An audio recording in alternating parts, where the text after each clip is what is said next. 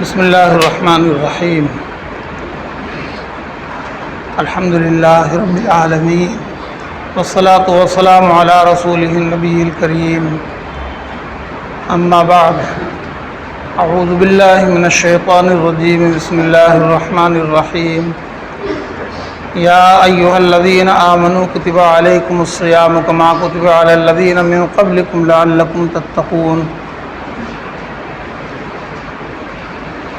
وقال تعالى شهر رمضان الذي أنزل فيه القرآن هدى للناس وبينات من الهدى والفرقان ومن شهد منكم الشهر فليصمه ومن كان مريضا أو على سفر فعدة من أيام أخر يريد الله بكم اليسر ولا يريد بكم العسر وَلِتُكْمِلُوا الْعِدَّةَ وَلِتُكَبِّرُوا اللَّهَ عَلَى مَا هَدَاكُمْ وَلَعَلَّكُمْ تَشْكُرُونَ وقال النبي صلى الله عليه وسلم الصوم لي وأنا أجزي به أو كما قال النبي صلى الله عليه وسلم.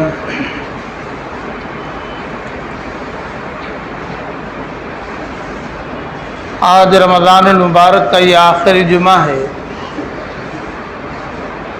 وہ رمضان المبارک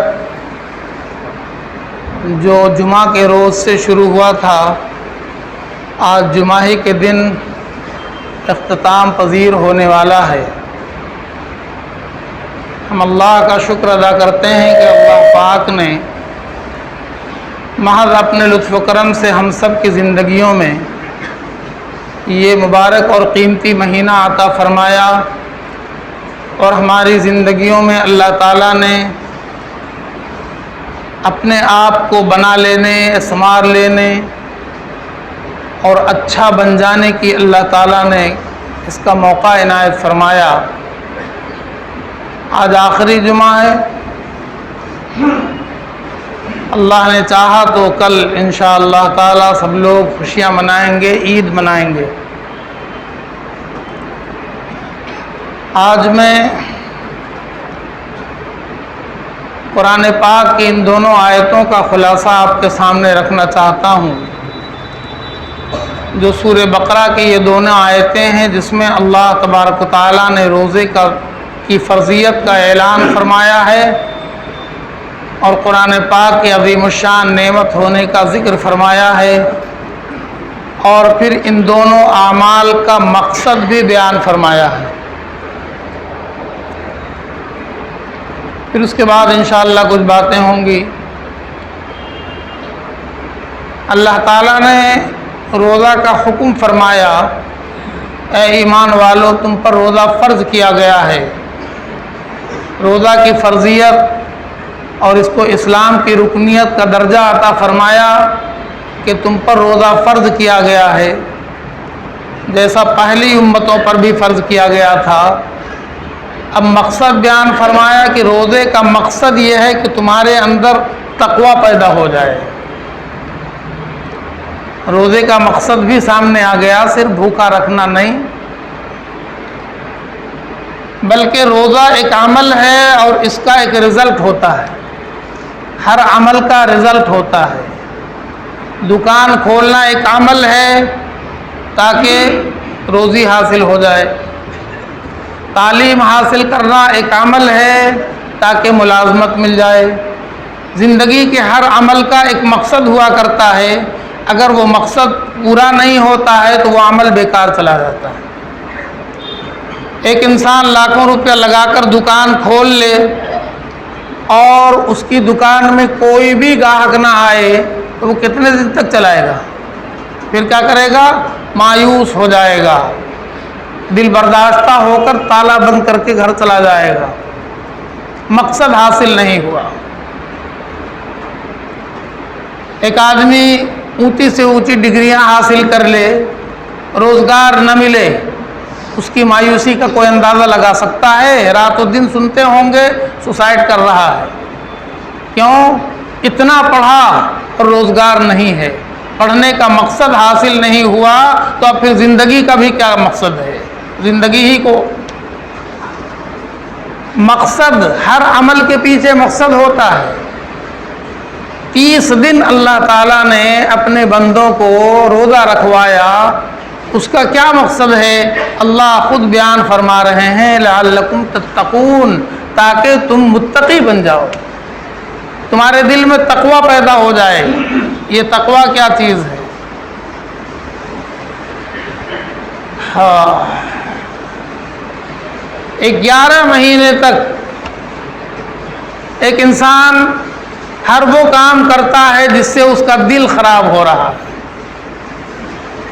جو دل، اگر یہ دل بن جائے تو انسان اللہ والا ہو جاتا ہے، اور جب یہ انسان کا دل بگڑ جائے تو انسان شیطان والا ہو جاتا ہے۔ اللہ کے نبی رسول اللہ صلی اللہ علیہ وسلم نے فرمایا کہ جسم کے اندر گوشت کا ایک لوتھڑا ہے، جب وہ سدھر جاتا ہے، صحیح ہو جاتا ہے، تو جسم کے سارے اعضاء صحیح ہو جاتے ہیں۔ اذا صلحت صلح کل جسد، جب وہ گوشت کا ٹکڑا صحیح ہو جاتا ہے، ہاتھ بھی صحیح، پیر بھی صحیح، آنکھ بھی صحیح، زبان بھی صحیح، دماغ بھی صحیح، سب کچھ صحیح۔ وَإِذَا فَسَدَتْ فَسَدَ كُلُّ جَسَدٍ، اور اگر وہ گوشت کا ٹکڑا بگڑ جاتا ہے تو سارے اعضاء بگڑ جاتے ہیں۔ الا وهو القلب، سنو وہ دل ہے، دل۔ جب دل بن جاتا ہے انسان بن جاتا ہے، اور جب دل بگڑ جاتا ہے تو انسان شیطان بن جاتا ہے۔ اسی دل کے بنانے کا نام ہے تقوی۔ 11 مہینے تک اگر ہم اپنے اعمال کا محاسبہ کریں تو خود ہم اپنے اعمال پر گواہی دینے والے بنیں گے کہ ہم نے جو کچھ بھی کیا ہے وہ اپنے آپ کو شیطان بنانے والا عمل کیا ہے۔ ہمارے اعمال سے ہمارا دل اتنا بگڑ چکا ہے کہ اب اس کو تو دل کہنا بھی دل کی توہین ہے، اس لیے کہ دل میں اللہ ہوتے ہیں، دل میں اللہ ہوتے ہیں، اور اگر دل میں اللہ نہ ہو تو پھر اس دل کو دل کہنا کیا معنی ہے؟ اسی دل کو بنانے کے لیے اللہ تعالیٰ نے یہ 1 مہینہ عطا فرما دیا رمضان المبارک کا، اور اس کے روزے عطا فرما دیے کہ میرے بندو تم سے ہمیں بے انتہا پیار ہے، ہم تمہیں جہنم میں جلتا دیکھنا پسند نہیں کرتے ہیں، مگر تم نے اپنے لیے 11 مہینے تک جہنم کی آگ بھڑکا دی ہے، دہکا دیا ہے۔ آؤ میں ایک نسخہ دیتا ہوں، ایک عمل دیتا ہوں، اگر تم خلوص کے ساتھ اس عمل کو کر لو گے جہنم سے بچ جاؤ گے۔ الصوم جنۃ، صوم روزہ جو ہے وہ جہنم سے ڈھال ہے، ڈھال، بچ جاؤ، میں روزہ دے رہا ہوں۔ اور فرمایا لعلکم تتقون، تاکہ روزہ رکھنے والے متقی بن جائیں، ان کے دل کا سارا داغ مٹ جائے، ان کا دل بالکل مجلہ ہو جائے، صاف شفاف ہو جائے، وہاں پھر اللہ آ جائیں، غیر اللہ نکل جائیں، اللہ آ جائیں۔ اس لیے روزہ عطا فرمایا لعلکم تتقون۔ اور آگے فرمایا، قرآن پاک کی نعمت کا ذکر فرمایا کہ رمضان المبارک جو مہینہ تم کو ملا ہے، ہم نے سب کو تو نہیں دیا، کتنوں کو تو ہم نے بلا لیا رمضان کے پہلے اپنے پاس، مگر تمہیں ہم نے رمضان کا مہینہ دیا، تم نے سمجھا کہ رمضان کا مہینہ کیا ہے؟ ہم سب کے آقا و مولا رسول اللہ صلی اللہ علیہ وسلم ارشاد فرماتے ہیں، اگر میری امت کو معلوم ہو جائے کہ رمضان المبارک کیا چیز ہے تو یہ سب تمنا کرنے لگ جائیں کہ پورا سال رمضان رہے، پورا سال رمضان رہے۔ رمضان کی قیمت کا پتہ نہیں ہے۔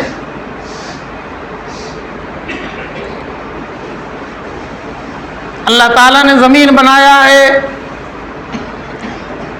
زمین پر پودے اگتے ہیں، لیکن کچھ زمین کا حصہ بنجر ہوتا ہے جس پر پودا نہیں اگتا ہے، لیکن ایک موسم اللہ تعالیٰ چلا دیتے ہیں، بہار کا موسم۔ اس موسم میں اللہ تعالیٰ ماحول کو ایسا بنا دیتے ہیں، ایسے حالات ہو جاتے ہیں کہ بنجر زمین پر بھی کچھ نہ کچھ نکل ہی آتا ہے۔ بنجر زمین پر یہ ماحول کا اثر ہوتا ہے، موسم کا اثر ہوتا ہے۔ موسم بہار آ گیا ہے، بنجر زمین پر بھی کچھ نہ کچھ اگ ہی جاتا ہے۔ یہ رمضان المبارک کا مہینہ یہ موسم بہار ہے نیکیوں کا۔ بڑے سے بڑے، بگڑے سے بگڑے، خراب سے خراب، گندے سے گندا انسان بھی اگر اندر میں ایمان کا ایک رمق بھی ہے موجود تو وہ رمضان میں اڑتا بخانا کسی طرح مسجد آ ہی جاتا ہے۔ جو 11 مہینے تک مسجد کے گیٹ پر کھڑا رہ کر دوری بنائے رکھا اللہ تعالیٰ سے، مسجد سے، نماز سے، لیکن رمضان کا مہینہ آتا ہے تو اس کا قدم مجبوراً مسجد کی طرف چلا آتا ہے، اب وہ آ ہی جاتا ہے، کچھ نہ کچھ کر ہی لیتا ہے۔ یہ اس موسم کا اثر ہے، یہ نیکیوں کا جو موسم بہار ہے، اب یہ رخصت ہو رہا ہے۔ تو اللہ فرماتے ہیں کہ ہم نے قرآن پاک کو رمضان میں اتارا ہے، تمہیں رمضان کا پتہ نہیں ہے، ہمارے لیے تو ہمارا سارا مہینہ ہمارا بنایا ہوا ہے، مگر ہم نے اور کسی مہینے کو نہیں چنا ہے رمضان قرآن کے اتارنے کے لیے، ہم نے رمضان کو چنا ہے اس لیے کہ میں رمضان کی قیمت جانتا ہوں اور تمہیں بھی بتانا چاہتا ہوں کہ تم رمضان کو پہچانو، رمضان کو سمجھو کہ یہ کتنا قیمتی مہینہ ہے۔ اور پھر اس کی تفصیلات تو آ چکی ہیں کہ ہر وہ انسان جس نے اپنے آپ کو جہنم میں جانے کے لیے تیاری کر لیا ہے، بس رمضان المبارک میں تھوڑا سا کر لے، ہاتھ اٹھا لے، مانگ لے تو اس کی بخشائش تو ہو ہی جائے گی، اس کو تو جہنم سے بچا ہی دیا جائے گا۔ لیکن اگر کوئی اتنا بھی نہیں کرتا ہے تو اس سے زیادہ برباد کوئی نہیں ہو سکتا، اس سے بڑا بدقسمت کوئی نہیں ہو سکتا کہ رمضان کو پائے اور جہنم سے نہ بچ جائے۔ فرمایا قرآن کو ہم نے رمضان میں اتارا، پھر وہ قرآن کیا چیز ہے؟ وہ ہدایت ہے، اور ہدایت کے لیے کچھ نہیں ہے سوائے قرآن پاک کے۔ ہدایت ہے تو قرآن میں ہے، قرآن سے دوری بنانے والا ہدایت نہیں پا سکتا۔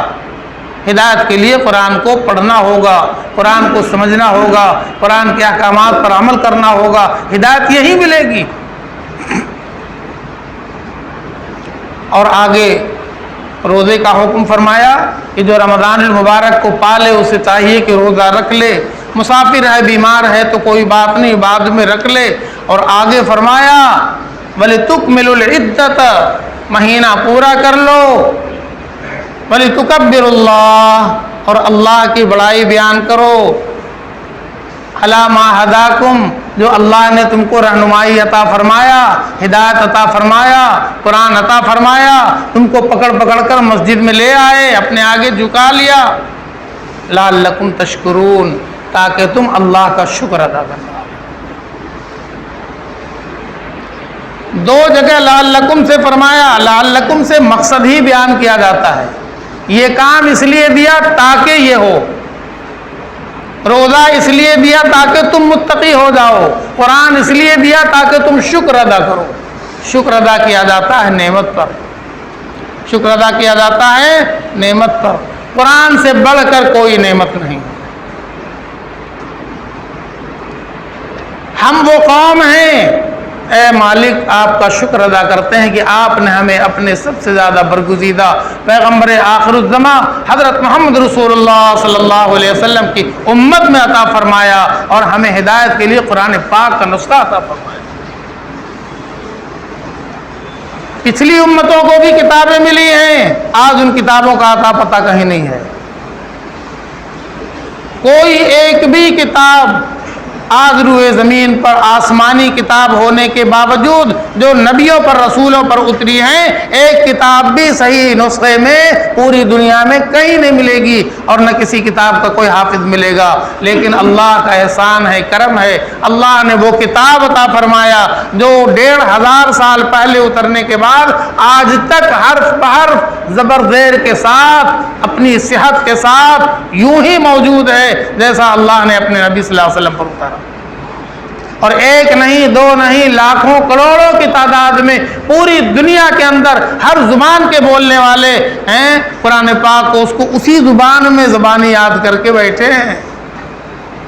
یہ نہیں کہ انگریزی میں قرآن یاد کر رہا ہے اور ہندوستانی ہندی میں قرآن یاد کر رہا ہے اور پارس والے ایران والے فارسی میں قرآن یاد کر رہے ہوں. نہیں، پوری دنیا کا ایمان والا بندہ چاہے وہ جس زبان کا بولنے والا ہو، قرآن پاک کو اس کو اسی زبان میں یاد کر رہا ہے، عربی میں، اور اسی میں تلاوت کر رہا ہے جس میں وہ اترا ہے.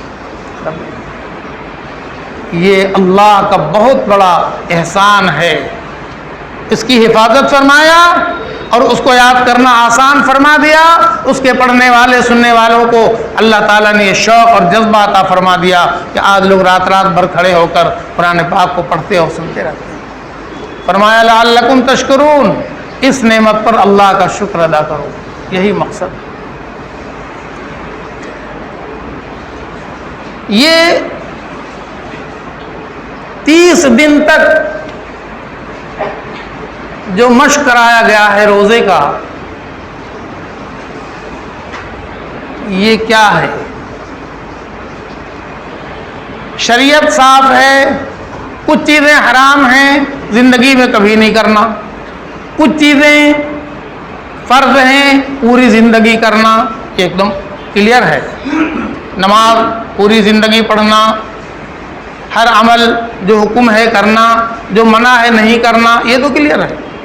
لیکن یہ 1 مہینہ اللہ تعالیٰ نے ان چیزوں کو بھی روک دیا جو بالکل حلال ہیں، جو بالکل جائز ہیں اور جو زندگی کی بہت بڑی ضرورت ہے.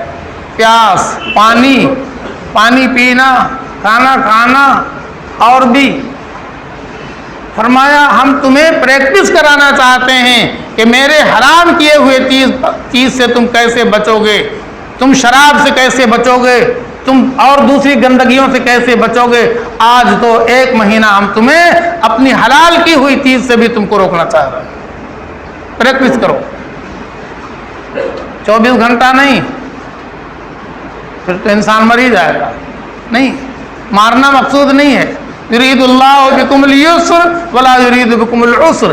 آسانی مقصد ہے، اللہ آسانی چاہتے ہیں، مشکل نہیں، پریشانی نہیں ڈالنا چاہتے، لیکن تم کو انسان بنانا چاہتے ہیں. اس لیے فرمایا کہ تم حلال چیز کو بھی اتنے دیر تک میرے حکم سے روکو.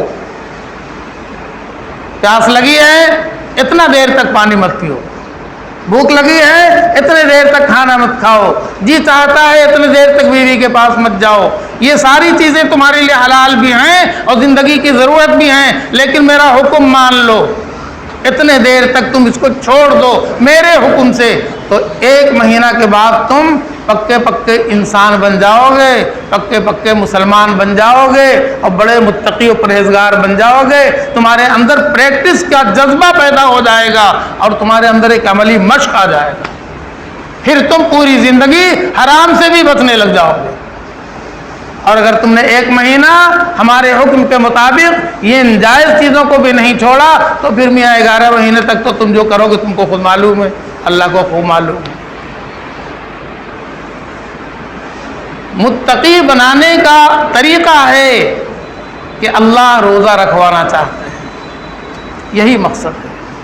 ایک مقصد حاصل ہو گیا. آج جمعہ کا دن ہے، ہم تنہائی میں 1 منٹ کے لیے سر جھکا کر اپنے دل سے پوچھ لیں، میاں خیریت ہے؟ 29 دن کا روزہ رکھ لیا، کچھ آیا اندر میں یا آج بھی ویسے ہی ہو جیسے پہلے رمضان کو تھے؟ اپنا سوال خود کرے اور جواب اپنے دل سے خود ڈھونڈ لے. لعلکم تتقون، تمہارے اندر تقوی پیدا ہوا کہ نہیں؟ ہے یہ آج جو رات ہے بغیر تراویح والی رات،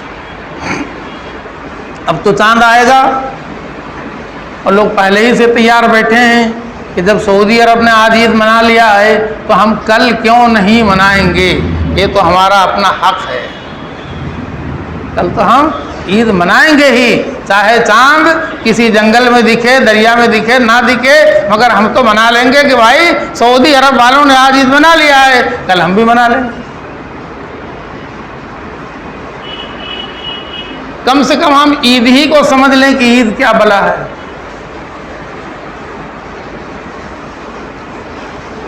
عید دراصل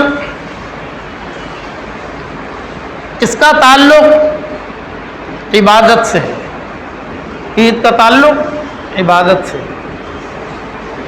یہ مہینہ عبادت سے شروع ہوا تھا۔ جیسے ہی رمضان المبارک کا چاند دیکھا گیا، اللہ کا اعلان آ گیا، چلو چلو مسجد، چلو مسجد، چلو قرآن سنو، قرآن پڑھو، قرآن سنو، قرآن پڑھو، چلو تراویح شروع۔ یہ بھی نہیں کہ اللہ میں کل روزہ رکھیں گے تو کل سے پڑھیں گے تراویح، نہیں نہیں، چاند دکھ گیا ہے، ابھی سے شروع ہو جاؤ، ابھی سے شروع ہو جاؤ۔ چاند دکھ گیا ہے، بس 1-1.5 گھنٹے کے بعد مسجد پہنچ جاؤ اور قرآن کی تلاوت شروع، عبادت شروع۔ روزہ تو کل رکھ لینا، عبادت تو تلاوت تو ابھی سے شروع کر دو۔ اعلان کر دو کہ یا اللہ آپ نے پکارا، ہم حاضر، آپ نے رمضان کا چاند دکھایا، ہم نے اپنا سر آپ کے آگے جھکایا، آ جاؤ جھک جاؤ۔ تراویح شروع ہو گئی، عبادت شروع ہو گئی۔ اب ایک انسان کنٹینیو ہو گیا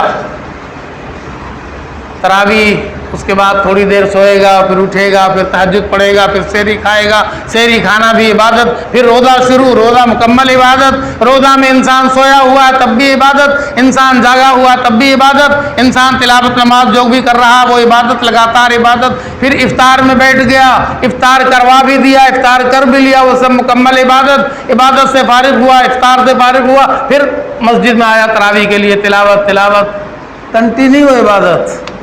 رمضان کنٹینیو عبادت۔ اب وہ عبادت کا سلسلہ پورا ہو رہا ہے، مکمل ہو رہا ہے، تو عید آ گئی۔ کوئی نہ سوچے، کوئی نہ سمجھے کہ عید ہماری ویسی ہے جیسی دوسروں قوموں کے کا تہوار ہوا کرتا ہے۔ دوسرے قوموں کے تہوار کا مطلب تو یہ ہوتا ہے کہ آج ساری پابندیاں ختم۔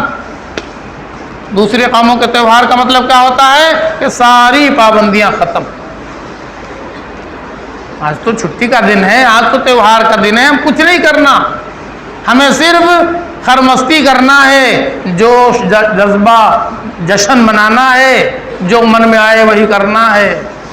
دوسری قومیں یہی تو کرتی ہیں نا۔ خوشی میں کیا ہوتا ہے؟ ہمارے اللہ نے فرمایا کہ میرے پیارے بندو، ہم نے 1 مہینہ تم کو اپنے سے قریب کرنے کے لیے تم کو ہم نے یہ سب عمل دیا تھا، اب تم میرے قریب آ گئے، اب تم میرے قریب آ گئے، ہم نے تم کو اپنا لیا اور ہم تمہارے ہو گئے، ہم تمہارے ہو گئے، تم ہمارے ہو گئے اور ہم تمہارے ہو گئے۔ روزے کا مقصد یہی تو ہے۔ اللہ کے پیارے نبی صلی اللہ علیہ وسلم نے فرمایا کہ ہر عمل کا بدلہ تو اللہ نے مقرر کر دیا ہے۔ نماز میں اتنا ملے گا، قرآن پاک کی تلاوت میں 1 حرف پر 10 نیکیاں، الف لام میم پر 30 نیکیاں، حج کا اتنا ثواب، زکوٰۃ کا اتنا ثواب، ہر چیز کا ثواب مقرر کر دیا۔ لیکن فرمایا الصوم لی، بندہ نے روزہ میرے لیے رکھا ہے، بندے نے روزہ میرے لیے رکھا ہے۔ مطلب یہ کسی غیر کے لیے بھی ہوتا ہے کیا؟ ہاں ہو سکتا ہے، بعض اعمال دوسروں کو دکھانے کے لیے بھی ہو سکتا ہے، لیکن روزہ کوئی دوسروں کو دکھانے کے لیے نہیں رکھتا، رکھ ہی نہیں سکتا ہے، اس لیے کہ روزہ 12 گھنٹے کا لگاتار عمل ہے۔ وہ 12 گھنٹہ کوئی کسی کے آگے بیٹھ کر کے تو نہیں دکھاتا رہے گا کہ دیکھو میں تمہارے سامنے کچھ نہیں کھا رہا ہوں، کچھ نہیں پی رہا ہوں، اور تو پھر وہ گھر جائے گا، پھر تو پتہ نہیں کہاں تنہائی میں جائے گا، لیکن تنہائی میں جا کر بھی وہ 1 قطرہ پانی حلق سے نہیں اتارے گا۔ مطلب وہ دیکھتا ہے کہ اللہ تو یہاں پر بھی ہے، اللہ میرے کمرے میں بھی موجود ہیں، ہم نے روزہ اللہ کے لیے رکھا ہوا ہے۔ تو اللہ کے نبی صلی اللہ علیہ وسلم نے فرمایا کہ یہ اللہ کا فرمان ہے، الصوم لی، میرے بندے نے روزہ میرے لیے رکھا ہے، وَأَنَا أَجْزِي بِهِ، اور اس کا بدلہ میں ہوں یا میں دوں گا، جو میں چاہوں گا دوں گا، اس کا کوئی بدلہ فکس نہیں ہے۔ جتنا چاہوں گا دوں گا. یہ کوئی معمولی عمل نہیں ہے. وَأَنَا أَجْزِي بِهِ. اسی لیے ہم سب کے آقا مولا احمد مجتبیٰ محمد مصطفیٰ رسول اللہ صلی اللہ علیہ وسلم صرف رمضان کے روزے نہیں رکھتے تھے. رمضان کے روزے تو رکھتے ہی تھے، پورے سال روزہ اکثر و بیشتر رکھا کرتے تھے. اکثر و بیشتر رکھا کرتے تھے. ہر مہینے کے 3 روزے رکھ لیتے تھے. اور ابھی عید کا چاند دیکھنے کے بعد، عید کے دن تو روزہ رکھنا منع ہے، لیکن اس کے بعد 6 روزے اور رکھنے کے لیے اللہ کے نبی صلی اللہ علیہ وسلم رکھتے بھی تھے اور صحابہ کرام کو ترغیب بھی عطا فرماتے تھے. اب فرمایا کہ تم نے 30 روزہ رکھا تو کتنا ملا؟ اگر کم سے کم اگر 10 گنا ہی اس کو جو ایک دم قانون ہے بنا ہوا، کہ من عمل صالحا، میرے بندے جب کوئی اچھا عمل کرتے ہیں فلہ عشر امثالہا، تو ہم 10 گنا تو دیں گے. یہ تو کم سے کم ہے، بڑھانے کا تو کوئی لمٹ نہیں، جتنا بڑھائیں گے 10 گنا تو کم. تو 30 روزے کا مطلب 300 دن کا روزہ مل گیا. بچ گیا کتنا؟ سال میں 60 دن. فرمایا 6 روزہ اور رکھ لو نا عید میں،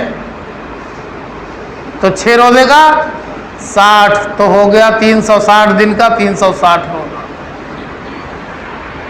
فرمایا 6 روزہ رکھ لو، سال بھر کے روزے کا نام ہے اعمال میں تمہارے ہم لکھ دیں گے. میرے بندے نے سال بھر کا روزہ رکھا. تو اللہ کے نبی صلی اللہ علیہ وسلم ایسے ہی سال میں برابر روزہ رکھا کرتے تھے. پیر کے دن کا روزہ، جمعرات کے دن کا روزہ، مہینے میں وہ جب چاند جو ہے بالکل بیچوں بیچ ہوتا ہے 13، 14، 15 کا روزہ، پھر اور بھی عاشورہ کا روزہ، شب برات کا روزہ، یہ سب اکثر بیشتر. اس لیے کہ روزے کا بدلہ بہت بڑا ہے. اللہ فرماتے ہیں کہ انا اجزی بھی، اس کا بدلہ میں دوں. اب آ گیا عید، آ گئی عید کا دن آ گیا، تو یا اللہ تعالیٰ آج تو چھٹی دے دیجئے، ظہر عصر مغرب سب معاف کر دیجئے، چھٹی کا دن ہے نا. اور رمضان بھر تو ہم نے رات بھر عبادت کیا، تہجد بھی پڑھا، تراویح بھی پڑھا، وہ بھی 8 رکعت نہیں پڑھا، ہم نے پورے 20 رکعت پڑھا ہے. تو کم سے کم عید کے دن تو ظہر عصر چھوڑ دیجئے. اللہ نے فرمایا میرے بندو تمہیں پتہ نہیں ہے، تم کو روزہ رکھوا کے ہم نے اپنا بنا لیا، تم ہمارے ہو گئے اور ہم بھی تمہارے ہو گئے. اور مکتب عشق کا انداز نرالا دیکھا، اس کو چھٹی نہ ملی جس نے سبق یاد کیا. جب تم ہمارے ہو گئے اور ہم تمہارے ہو گئے، اب چھٹی کا کیا مطلب ہے؟ جتنا سبق یاد ہوا ہے اتنا زیادہ اور میرے قریب آؤ. چلو 5 وقت روز پڑھتے تھے نا، آج 6 وقت پڑھو. روزہ شروع ہوا تھا عبادت سے، اور اس کو ہم پورا بھی کرنا چاہتے ہیں عبادت سے. عبادت ہی تو ہماری معراج ہے، عبادت ہی تو معراج ہے. ہم دنیا میں کتنا بھی پھرپھرا لیں گے تو ہم کوئی بڑا کارنامہ تھوڑا ہی انجام دے دیں گے، لیکن ہم جتنا زیادہ اللہ سے قریب ہو جائیں گے یہی سب سے بڑا کارنامہ ہوگا. اللہ سب کو اپنا بنا لے. اللہ کے پیارے نبی رسول اللہ صلی اللہ علیہ وسلم نے ایک حدیث قدسی میں یہ بھی ارشاد فرمایا، یہ اللہ کا فرمان ہے. اللہ تعالیٰ فرماتے ہیں کہ میرا بندہ سجدوں کے ذریعہ مجھ سے قریب ہو جاتا ہے. بندہ جب سجدہ کرتا ہے تو وہ بالکل میرے قریب ہو جاتا ہے. سب سے زیادہ میرا بندہ سجدے میں مجھ سے قریب ہوتا ہے. اور یہ فرائض کے علاوہ نوافل بھی پڑھتا ہے، اور نوافل پڑھتے پڑھتے وہ مجھ سے اتنا قریب ہو جاتا ہے کہ میں اس کے آنکھ بن جاتا ہوں، وہ میری آنکھ سے دیکھتا ہے. میں اس کے کان بن جاتا ہوں، وہ میرے کان سے سنتا ہے. میں اس کی زبان بن جاتا ہوں، وہ میری زبان سے بولتا ہے. میں اس کے ہاتھ بن جاتا ہوں، وہ میرے ہاتھ سے پکڑتا ہے. میرا بندہ عبادت کے ذریعہ مجھ سے اتنا قریب ہو جاتا ہے کہ میرے بندے کا ہر عمل میرا عمل ہوتا ہے.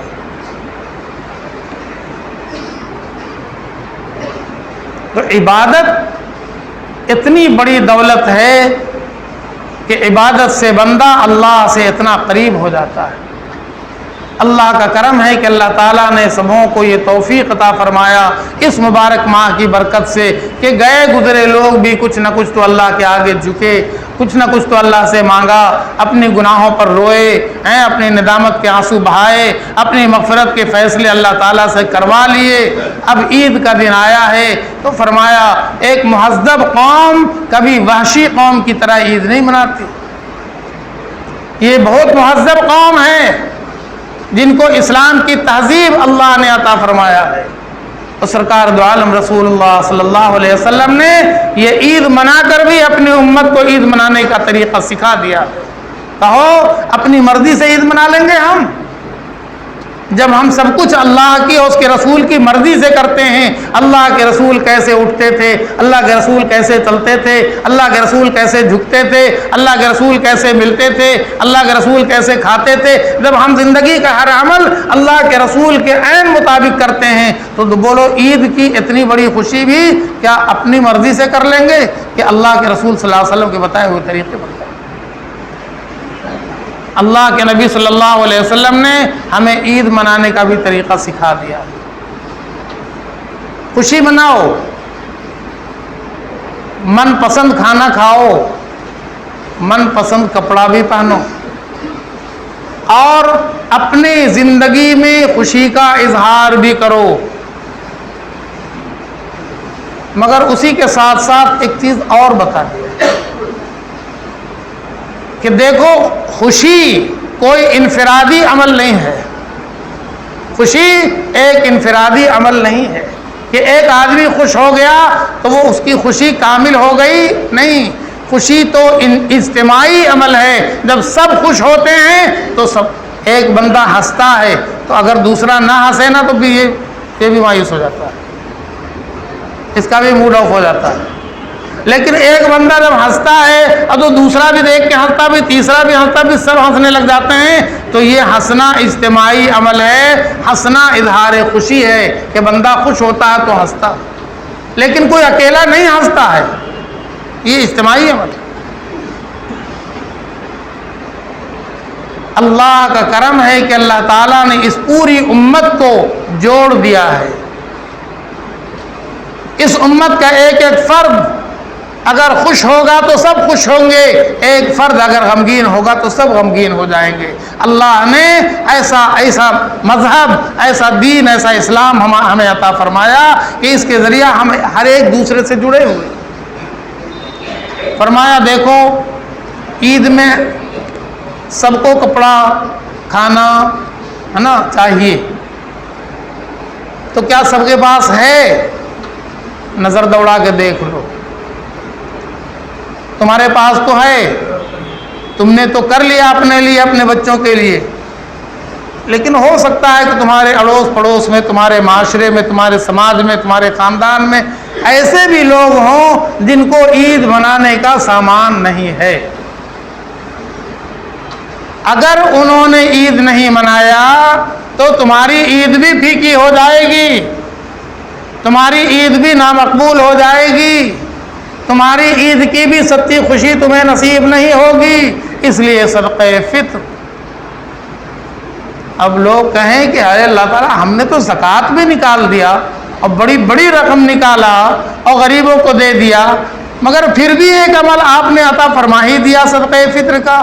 ہاں میرے بندے، تمہارے روزے میں بھی تو کچھ کمی ہوگی، تم نے روزے میں بھی تو کچھ غلط سلط کیا ہوگا، کبھی جھوٹ بول دیے ہوگے ہیں، اور کبھی کسی کی غیبت کر دیا ہوگا، یا کبھی کچھ کام غلط کر دیا ہوگا، کبھی تم نے جماعت کی نماز چھوڑ دیا ہوگا، کچھ نہ کچھ تو غلطی تم سے رمضان میں روزے میں ہوئی ہوگی، اور میں چاہتا ہوں کہ میں پورا روزہ قبول کروں اور پورے روزے کا ثواب تم کو دوں۔ اس کے لیے صدقہ فطر نکال دو۔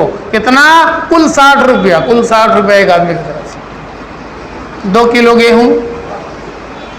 لیکن جب ہر آدمی کی طرف سے بڑے کی طرف سے چھوٹے کی طرف. دیکھو نماز بڑے پر فرض ہے, روزہ بالغ پر فرض ہے, حج بالغ پر مالدار پر فرض ہے, زکوٰۃ مالدار پر فرض ہے, لیکن صدقہ فطر میں ایک دم تفصیل کر دیا کہ بچہ سے بچہ جو پیدا ہوا ہے آج اس کی طرف سے بھی صدقہ فطر نکالو. تمہارے یہاں کام کرنے والے ملازم نوکر نوکرانی ہیں ان کی طرف سے بھی نکالو, مطلب نکالو. اور جو بالکل پسماندہ ہیں تمہارے اڑوس پڑوس میں کہیں پر بھی ان کو پہنچاؤ, تاکہ عید کے دن ایک چہرہ بھی بغیر مسکان کے نظر نہ آئے. جب ہر ایک لا الہ الا اللہ محمد رسول اللہ پڑھنے والا جب آج خوشیوں میں شامل ہوگا تو تمہیں سچی عید نصیب ہو جائے.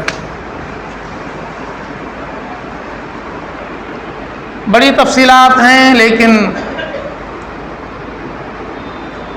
ایک بچہ مچل گیا, گلی میں کھڑا ہو گیا. اللہ کے نبی صلی اللہ علیہ وسلم جا رہے تھے عید کی نماز پڑھانے کے لیے, جہاں آج مدینہ منورہ میں مسجد غمامہ ہے, مسجد نبوی کے باہر تھوڑی دور پر. ایک بچے پہ نظر پڑ گئی, بچہ کھڑا ہے مایوس. فرمایا بیٹے سب لوگ جا رہے ہیں عیدگاہ, تم کیوں نہیں جا رہے؟ کہا کہ یا نبی صلی اللہ علیہ وسلم میرے ابا تو بدر میں شہید ہو گئے, میرے سر پر تو کوئی باپ کا ہاتھ نہیں, میرا کپڑا کون بنائے گا؟ سب بچے اچھا اچھا کپڑا پہن کے آئیں گے اور میں اسی کپڑے میں جاؤں گا تو میری تو عزت ختم ہو جائے گی, میں تو نہیں جاتا عید کی نماز پڑھنے کے لیے. اللہ کے نبی صلی اللہ علیہ وسلم رک گئے, اس کو اٹھایا, اپنے اونٹنی پر واپس لوٹے. کہا عائشہ اس بچے کے لیے جو بھی تمہارے پاس ہے میسر اس کو پہنا دو. جب تک کہ یہ بچہ آج کوئی اچھا کپڑا پہن کر نہیں جائے گا اس وقت تک ہم عید کی نماز نہیں پڑھائیں گے, عیدگاہ میں نماز نہیں ہوگی. لوگ بیٹھے رہے تو بیٹھے رہے. عائشہ رضی اللہ عنہا نے جو کچھ بھی تھا میسر ادھر سے ادھر سے کھوج کھاج کے نکالا, اس کے بدن پہ ڈال دیا. اللہ کے نبی صلی اللہ علیہ وسلم نے اس کو اپنی اونٹنی پہ بٹھایا. کہا بیٹا آج تمہارے ابا نہیں ہیں, لیکن کیا تمہیں یہ پسند ہے کہ اللہ کا نبی تمہارا ابا بن جائے؟ کہا میرے آقا اس سے بڑھ کر خوش نصیبی ہماری کیا ہو سکتی ہے کہ آپ جب ہمارے باپ کی جگہ پر بن جائیں تو ہم آپ کو اپنا باپ سے بڑھ کر سمجھتے ہیں. پھر لے گئے اور عید کی. دیکھیے اللہ کے نبی صلی اللہ علیہ وسلم نے امت کا ایک مزاج بنایا ہے, امت کو ایک طریقہ سکھایا ہے. خوشی اس کو کہتے ہیں. ہمارے سماج میں کوئی بھوکا رہ جائے, ہمارے سماج میں کوئی پیاسا رہ جائے, ہمارے سماج میں بغیر کپڑا کے رہ جائے. آج تو سماج میں اتنی بگاڑ اتنی خرابیاں ہیں کہ آدھا سماج تو رو رہا ہے. ہمارے ہنسنے کا کوئی مطلب ہی نہیں سمجھنا آتا, آدھا سماج رو رہا ہے. آج ہم اگر اپنے سماج کی خرابیاں بتانا شروع کر دوں, سماج کے بخیے ادھیڑنا شروع کر دوں تو آج سب کے آنکھوں میں آنسو ٹپک جائیں گے. پھر کبھی اللہ چاہے تو یہ باتیں تو سامنے آنی چاہیے کہ آخر ہمارے سماج میں جو لوگ سسک رہے ہیں بلک رہے ہیں اس میں ہمارا بھی قصور ہے, ہم بھی مجرم ہیں. ہمیں چاہیے کہ اپنے سماج کو بنانے کے لیے اپنا جہاں تک بھی ہو سکتا ہے ہم کوشش کریں. اللہ تعالی ہم سب کو اچھے عمل کی توفیق عطا فرمائے. وآخر دعوانا الحمدللہ.